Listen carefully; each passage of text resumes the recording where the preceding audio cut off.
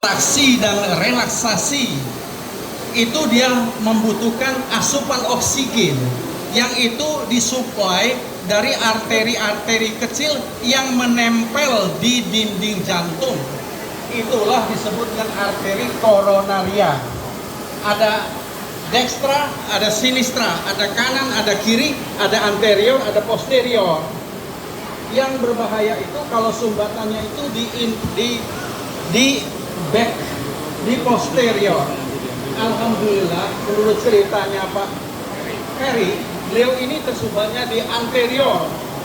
Relatif itu untuk mensuplai kebutuhan atrium, kebutuhan ventricle itu disuplai dari posterior, dan itu pembuluh darahnya lebih besar.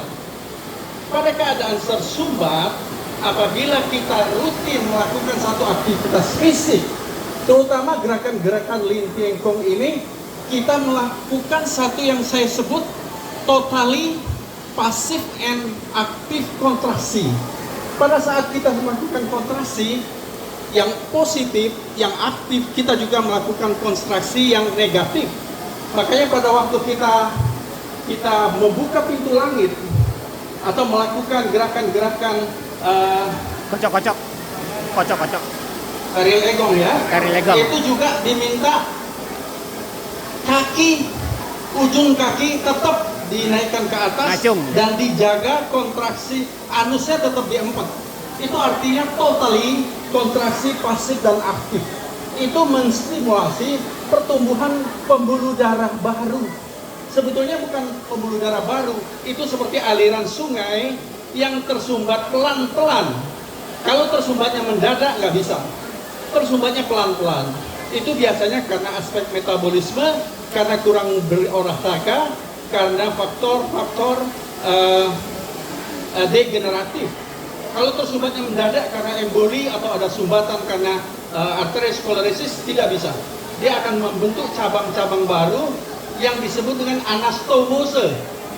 Pernah dengar anastomose itu adalah neovaskularisasi pembuluh darah baru yang muncul karena ada sumbatan di bagian depannya. Dia mencari jalan. Dan ini tumbuh secara sunnatullah. Ada orang yang cepat tumbuhnya, ada yang pelan. Tapi yang jelas sumbatannya itu biasanya pelan. Sumbatannya pelan, lalu dia mencari jalan keluar, membuat saluran-saluran lain. Yang seperti kalau kita lihat ada sungai mengalir, tiba-tiba tersumbat, dia akan pasti lari.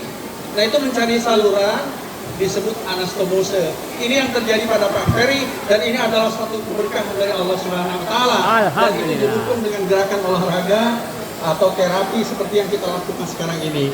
Saya kira itulah yang dapat saya sampaikan. Jadi cabang baru itu adalah pembuluh darah yang tumbuh akibat tersumbat bagian depannya, dan itu akan mensuplai lagi daerah yang tadi kekurangan oksigen menjadi optimal lagi, dan jantungnya kembali akan normal. Terima kasih.